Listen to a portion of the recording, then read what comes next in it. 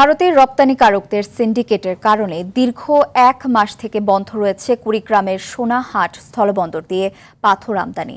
এতে ক্ষতির মুখে পড়েছে স্থানীয় স্বল্প পুঁজির ব্যবসায়ীরা। বেকার হয়ে পড়েছে হাজারো লোড আনলোড শ্রমিক। বন্ধ হয়ে গেছে বন্দর নির্ভর অন্যান্য ক্ষুদ্র ব্যবসা। পাথর না থাকায় বন্দর ছাড়ছে সাপ্লাই ব্যবসায়ীরা। রাজস্ব হারাচ্ছে সরকার। কুড়িগ্রাম থেকে আব্দুল কুদ্দুস চঞ্চলের রিপোর্ট, জানাচ্ছেন লামিয়া তানজিন মাহমুদ।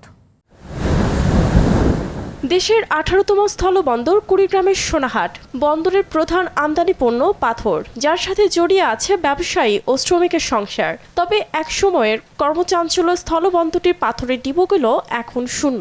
বন্ধ আছে পাথর ভাগার মেশিনগুলো, নেই পাথর পরিবহনের ট্রাকের শব্দ, লোড আনলোড শ্রমিকের হাঁকডাক।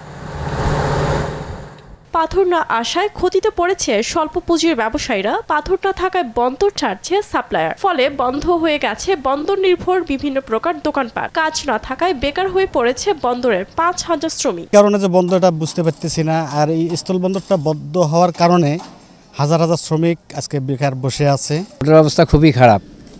১ মাসের উপরে হয়ে যায়, কোনো গাড়ি ঘোড়া ঢোকে না, কোনো আমাদের লেবার কোনো কাজ পাইতেছে না, মানে এমন খুব দুর্ভিক্ষ দিন চলে যেতেছে। পাথর আমদানিকারকদের অভিযোগ, ভারতের রপ্তানিকারক সিন্ডিকেট পাথরের দাম বৃদ্ধি সহ নিম্নমানের পাথর সরবরাহ করেন। ফলে বন্ধ রাখা হয়েছে পাথর আমদানি। ওখানে একটা সিন্ডিকেটের মধ্য দিয়ে এই ব্যবসাটা পরিচালিত হয়। সেই সিন্ডিকেটের পরিবর্তনের কারণে আমদানিটা বন্ধ আছে। এখন তো নতুন সিন্ডিকেট আসতেছে, নতুন সিন্ডিকেট পুনর্গঠন হওয়ার পরে হয়তো আমদানি শুরু হবে। সীমান্ত বাণিজ্যে ভারতীয় সিন্ডিকেটের দৌরাত্ম্য ভাঙতে ও সোনাহাট স্থলবন্দরের অচলাবস্থা নিরসনে সরকারের বাণিজ্য ও সংশ্লিষ্ট মন্ত্রণালয়ের কূটনৈতিক ও বাণিজ্যিক পদক্ষেপ দেখার অপেক্ষা করছেন সংশ্লিষ্টরা। লামিয়া তানজিন মাহমুদ, RTV।